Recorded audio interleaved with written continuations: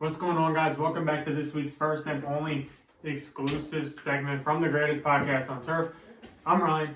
I'm Anthony. And for this exclusive segment, we are going to be touching on some of the Combine's biggest winners and losers. Guys that, participated, did really well. Guys that didn't participate might have fell down a little bit. So we're going to touch on that. Just give a quick winner-loser speech type deal. Yeah. Nothing too in-depth about it. We're going to try talk about 15, 20 guys, give or take. Yeah. Don't forget to like the video, subscribe if you're new. Be sure to check out the podcast this week. One of two episodes. There's another podcast coming on Thursday. But for today's podcast, we did our first post-mock draft, NFL mock draft. Post-combine mock draft, not post-mock draft. So yeah, be sure to check that out. You don't want to miss it. It's on YouTube, Spotify, Apple. It's available on all platforms. You guys have been killing the podcast. Keep killing it. Keep showing us love. And with that being said, here's a word from our sponsor. Little Italy Pizzeria. They got the best cheesesteaks, the best pizza in all of Delaware. 2 locations. One of those is in Middletown, Delaware. The other one is in Townsend. It is a great family business, a great food, great people, great prices. Be sure to come in and check it out. Let them know that we sent you. They will take care of you. Show proof that you're subscribed and that you listen to us, and they will hook you up with an additional discount. So I'll go ahead and start us off. Start with risers? Or you want to start with losers?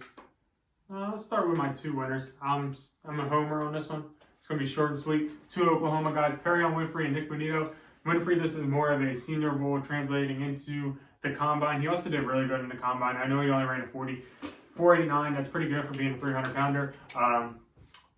3rd in defensive lineman.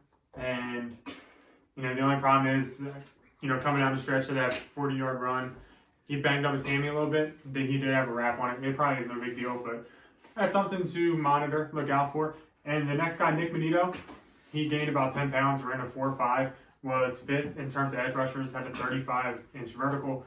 My man's a stud, so wanted to shout out the hometown boys first. Yeah, speaking of Oklahoma guys, another kind of riser I had. You don't really hear much about him because he's a later guy, and he's not really. This linebacker class is kind of good. Brian Asamoah from Oklahoma, he ran a 4.5, about a 37-inch vertical jump, and he's a linebacker who's one of those guys. The top of this linebacker class is pretty good. Nakobe Dean's a guy a lot of people like. Devin Lloyd, some people like. I'll talk about him later. And Christian Harris is another guy we'll touch on later. But Brian Asamoah, he's one of those guys. He's 6 foot, about 230. He flies all over the field and makes big plays. It was fun to watch him at Oklahoma, and he didn't do bad in the Senior Bowl either. So, that's another guy like Perrion Winfrey that kind of transferred over. And that's just me kind of being a homer as well. So, did you have any tight ends? No. That's kind of boring. I'll just touch on tight ends real quick. Connor Hayward, Cam Hayward's brother, he had a pretty good combine. His 40 wasn't anything special. He ran a 4.72, which ain't too bad for a tight end. And he had about a 33-inch vertical. But he's Cam Hayward's brother, and listening to Cam Hayward talk about his brother, kind of just sold me on him. But the biggest guy, tight end riser, Greg Dulcich, out of UCLA. We were really only hearing about the one guy. What's his name? I always forget his name. I don't even know what he did in the combine. The one tight end from that, what is it? What the fuck is his name? He's the tight end one. He's from a weird school anyway. I think it's a Dakota school. It's one of the weird schools. I'm not seeing him for the time. Find it. Yeah, find it. Find it while I'm looking. Anyways, but yeah, Greg Dulcich, he had a really Trey McBride. Trey McBride, thank you. Colorado State, I think. Oh, Mega word. But yeah, Greg Dulcich, he ran a 4.7, 34-inch vertical jump, 4.37 20-yard shuttle, and he's a guy who Daniel Jeremiah and what the hell's his name? The other dude that does the combine. What's his name? Oh my God, why am I drawing a blank on his name? Yeah, help me out more than what's his name. Daniel Jeremiah and... the one guy, Charles Davis? Yeah, Charles Davis, Yeah. Thank you. That Charles Davis was very high on. He's a good blocker. He was showing out in the blocking tight end drills. He ran a fast 40, and they showed his film. He did battle some drops in college, but during all his catching drills, he had great catches. He didn't drop a ball, and he was very well-rounded at the combine. And the announcers and the scouts were very high on him, especially Daniel Jeremiah. And that's a lot coming from Daniel Jeremiah because he's the most respected draft analyst in the game right now. Mel. Besides us, I guess. Mel Kiper's a fucking bum. Mel Kiper sucks. But yeah, Daniel Jeremiah is the most respected in the game beside the greatest podcast on turf. So yeah, I like that. And who are some other winners you had? I didn't have that many because your list had a few. Oh, I will touch on. You can take some of the guys from my list because I did go over. I'll touch on the arguably second best quarterback out of this weekend, and that is Desmond Ridder. He looked really good on his 40 time. Yeah, he did. He put up really good numbers, 36-inch vertical. His passed rate, the 40 time, I think it was the fastest. No, the Malik Willis run. No, Desmond Ridder ran at 4.5. That was the fastest out of all quarterbacks. I thought it was the fastest out of all quarterbacks. And that's because Matt Corral didn't participate. I will touch on him later. Mm-hmm. But Desmond Ridder looked really good. I think his draft stock probably moved up a good bit. Yeah. And you can argue this can put him above a guy like Matt Corral who didn't participate at all. True, yeah. It depends on what teams value more, I would say. But Desmond Ridder, he did really good. Probably second to the man that he is going to mention soon. Yeah, Malik Willis. Yeah. I mean, he's a guy who started out the year like QB2 behind Rattler to some people. Kind of fell off during the season, but the Senior Bowl came around. He shot up. He's my QB2 currently behind Matt Corral, who Ryan will touch on later. I'm sure we'll disagree on. But yeah, Malik Willis, I mean, he's a stud. He threw the ball very well. That guy is a cannon. He threw the ball like 60 yards down, like 50, 60 yards down. I feel like it was nothing. I said it last week, or 2 weeks ago, he has the highest ceiling. He might be a bust, but his ceiling is He didn't run because that can only hurt him. I mean, I wouldn't run either. I mean, we saw what he could do with the Senior Bowl running. He threw very well, and I mean, that's really all we needed to see. I mean, there's always concerns about the more mobile quarterbacks if they can throw. And Malik Willis showed that he has a cannon and he can throw. So, I mean, that draft stock... His draft stock only went up. I don't think he hasn't really showed anything through the Senior Bowl and the combine process to really tank his stock. I mean, yeah, you could go to his game film. Maybe he wasn't the craziest quarterback this year, but I mean, from what he showed so far through the testing, it's been good, and I think a lot of teams are gonna like him, and I think he's gonna go very, very early. It's fair. I'll go ahead and jump to the defensive side of the ball, and I'm probably going to butcher his last name, so help me out. Lewis Sign, I believe. I think it's Lewis Sign or Scene. It's one of them. I know, it's definitely one of them, but I wasn't sure. He did really good considering Kyle Hamilton arguably shit the bed. Yeah, Kyle Hamilton didn't have a good combine. So, you got a guy that ran a 4.37 40 with a 36.5-inch vertical. Put up better numbers than Kyle Hamilton, arguably, on a defense that was the top defense in the country, probably the top defense in the past 10 years out of Georgia. And this guy might move up in the rankings a little bit. Safety isn't a prime position in drafts, but, you put up a 4.37 40, you put up good combine numbers, you're from the best defense in college football, it might give you a little bit more respect. And I will touch on my man Kyle Hamilton later. Yeah, I'll save that for later, but I didn't realize how bad he was. Staying on that Georgia defensive side, I mean, the obvious two, Jordan Davis and Trayvon Walker. Jordan Davis ran a 4.8. Fine physics. Jordan Davis ran a respectable. He ran a 4.78, and he's what, 6'6", 300 pounds? At least 300. I think he's over 300. He definitely kind of shoved me up. I thought he was going to be a scrub, just some big guy to go in 2 downs. He shoved me up. He had a great combine. But Trayvon Walker, bro, I mean, I think jumped up. Trayvon Walker, when you're a guy who's about 6'5", 275, and you could run a 4.5.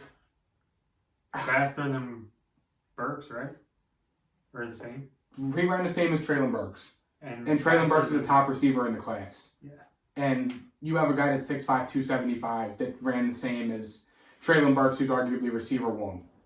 Who was my DN that ran a 4.3? We got pulled up. Guy from Virginia Tech.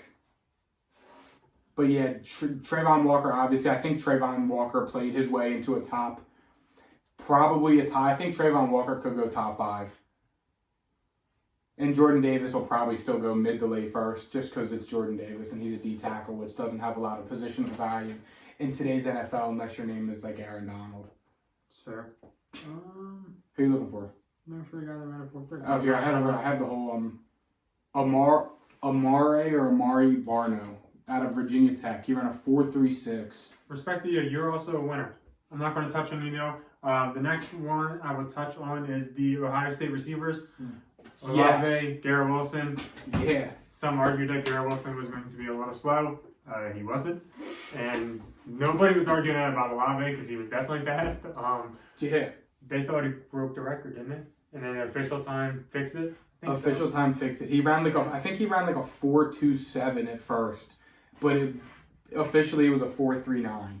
Because I remember what. They suck. I'll tell you what it was in a second because I was texting on my brother. You texted me too. I watched and I saw you.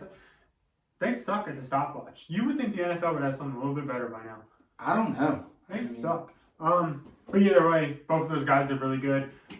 Olave has solidified himself as a first-round receiver, I would say. Garrett Wilson did the same. I heard Garrett Wilson getting compared to Justin Jefferson by Mr. Jeremiah. So, I mean, yeah, I'll take a comparison to Justin Jefferson any day of the week. Yeah. I'm trying to find this. Talking about... Oh, I don't even know, but it was fast. They are really bad at the timers. They suck. And then another guy real quick, who I just want to touch on, who's jumped up the draft boards. Breece Hall, running back from Iowa State. He came on the scene 2 seasons ago during the COVID season. He was killing it at Ohio State. He ran a 4.39 as well. I mean, this running back class isn't really loaded by any means. Kenny Walker kind of is like running back 1 just because the season he had, Kenneth Walker. But Breece Hall kind of got stuck behind Kenneth Walker just because Kenneth Walker was the Heisman finalist. But yeah, Breece Hall had a real good combine and he shot up draft boards a lot. It was a 4.26. They were off by 0.13 seconds. I can stop my stopwatch faster than 0.13 seconds, I think. I think we gotta try it now. I mean, my phone's up there, but I feel like 0.13 seconds. We can do that. See, 0.14 first Here, try. we try. I think I've done 0.9. I did 0.14. 0.13. Jesus Christ, you guys fucking blow. Anyways, I don't think there's any other real winners. I mean, I can jump to my losers if you are ready for that. Another guy who shot up draft boards real quick, Christian Watson from North Dakota State. Guys, the announcers were very high on him. He's a guy who he had a great senior bowl. He's 6'5", and he ran a 4.39. Fair. Devontae Wyatt, the other Georgia D tackle, ran a 4.7. Georgia defense as a whole did pretty good, I'd say. Christian Harris is another guy I wanted to touch on. He had a good combine. He ran a 4.44 official. As a linebacker, that's pretty good. At 6'1", 225, he ran a 4.44. That's pretty good for a linebacker. I'm just going through all the positions. It's faster than Burks. Sauce Gardner, another guy. Faster than Burks. Sauce Gardner. I mean, you guys will see our mock draft. Sauce Gardner went high as fuck at our mock draft. But let's get to the losers. Can we start out with this guy, please? Run it. I can't see, but run it. Kyle Hamilton. Oh, yeah. It's really like, this one hurt. It's a matter of how much you really read into the combine. Yeah, that's fine. I don't know if I'm that worried about it. Yeah, him being slow, kind of. Kyle Hamilton needed to have a astronomical combine time if he wanted to be a top 10 pick. Because he's a safety. Yeah. The thing is, though, Kyle Hamilton, I think he can still be a first-round pick, and I think he still warrants that because of how good he was on the field. We've seen guys in this combine who are really good track players not be the best football players. I mean, we've seen it. John Rawls didn't work out. Yeah. I mean, I was literally watching the combine receivers run, and they were like the fastest receivers for the past 10 years. No, I just seen it say this draft class was officially the fastest draft. Yeah, that's what I'm saying. It was like the fastest receivers for the past 10 years, and they like literally named them all. And they all suck. And they all suck. They were all god awful receivers.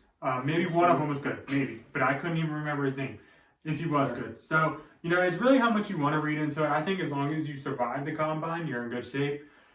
He got hurt a little bit, and I don't think he's going to be top 3, like top 5, like some were mentioning. I think he falls into the 10 to 15 range, but it did hurt a little bit. Yeah, absolutely. I mean, Kyle Hamilton, just from seeing his gameplay, I've watched a good bit of Notre Dame this year, unfortunately. But Kyle Hamilton's a stud on the field. Like you said, it just depends how much you look at the combine. A lot of these guys are track stars, but does it translate to the field? Because I've seen Kyle Hamilton be on the far left sideline. Ball get thrown up. He ran all the way 51 yards, whatever the fuck it is, across the field by the time the ball got to the receiver and broke it up. Kyle Hamilton's a stud. I don't know how much I'm buying into it, but definitely the fact that he's a safety and didn't run that fast, definitely I think will hurt his draft stock. And they might be able to move him to like a linebacker, maybe. I don't know. He is 6'4", 220. He could move to linebacker, but I mean, when you have that, there's like, they were saying it a lot in the combine. There's just straight up speed, and there's speed when you get going. That's what they were saying about Burks. Like Burks, once he gets going, you ain't gonna catch him. But like the first couple of yards, I guess it's like, oh, you may change the direction. Start a little slow. Yeah, and he's bigger, so that makes sense. At 6'4", 220, I mean, he's got to be smart though, because if you can't put him 1-on-1 in a slot with Tyreek Hill, because it ain't gonna work out. I mean, he's got to be smart. You can't do that with a lot of guys though. To be fair. Well, you can't put him there with Marquise Brown either, because he's going to end up going. That's fair. You got to put him in there with a tight end, and then he'll be fine. Yeah. And he's a bigger body guy, so. He is a bigger body guy. Losers. Do we have any other defense guys? Let's go defense and offense. I don't have a defense guy. Oh, I do. I have 3 offense guys. I have 2 offense and 1 defense. Another guy real quick who had a bad combine. I touched on his name earlier. I'm trying to find him, get actual numbers, so I don't sound like it's Devin Lloyd. Didn't have a good combine. Ran about a 4.6 for 35-inch vertical. And I mean, he didn't really wow anyone in the coverage drills and in the linebacker drills, like where you gotta follow the ball, and he didn't do that good. He had a pretty good combine. Again, it just depends how you look at the depends how much you look at the combine. We saw in the Rose Bowl, he was all over the field making plays. I think Devin Lloyd might just be a football player. That's fair. Yeah. I would say that. That's fair. All right, offense time. The fun part. Nobody wants to talk about defense, unfortunately.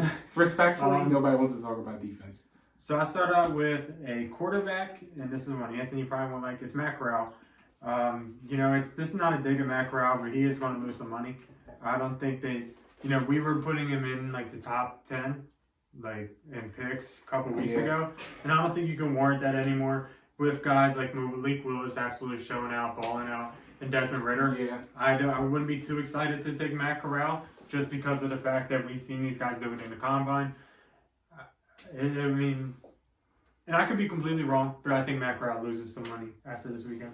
I mean, yeah, when you have a guy like Desmond Ridder, who was arguably to some people QB 5-6 maybe even, when he comes out and runs a 4.52 and throws the ball really well, and you can't participate in the combine because you're injured, that obviously hurts. The best ability is, and my man ain't there. Yeah. And I mean, we all know how high I am on Matt Corral, but I can agree with you on that. I mean, he did probably lose some money. Yeah, this ain't a shot at him. He lost some money. I mean, honestly, right now, we really don't know which quarterback is going to go be the first QB off the board. I would put my money on Willis. I would put my money on Willis, too, but I mean, you still really don't know. I'd put my money on Willis, I think. He's plus 150 odds to be the first QB off the board. That's the betting favorite. It's going to be him. Yeah, Vegas always wins. But yeah, another losing quarterback, Kenny Pickett. Small hands Kenny Pickett? Small hand Kenny. I mean, I don't look into small hands at all because Joe Burrow had small hands. I mean, I didn't know 8.5 inches was small. I mean, Yeah, I'll take it. 8.5 inches off.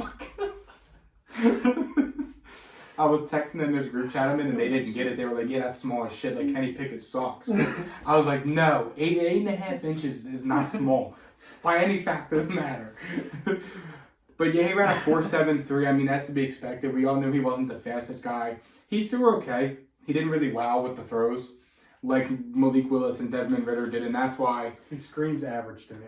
Yeah, that's the thing. Like, when you have Desmond Ridder or Malik Willis who threw amazing, Desmond Ridder was the fastest 40 time in all the quarterbacks, and your Kenny average 8.5-inch Pickett, I mean, that hurts. Mm-hmm. And I mean, he really didn't do anything wrong. He just has small hands and had an average combine, and it sucks. And the other guys had a great combine. Yeah, so. and it sucks that it worked out that way. But, I mean, Kenny Pickett, he's still going to go in the first round because QBs don't fall. Yeah. I guarantee you if Kenny Pickett makes it out of the top 10, a team will jump to take it. I talked about the quarterback draft board and shit in our mock draft. Be sure to check that out. It's available on all platforms. You don't want to miss it. But, yeah, Kenny Pickett was definitely a big loser of the combine just because he didn't wow anyone like Desmond Ridder did or Malik Willis. It's fair. My next loser, staying on the offensive side, obviously, Evan Neal.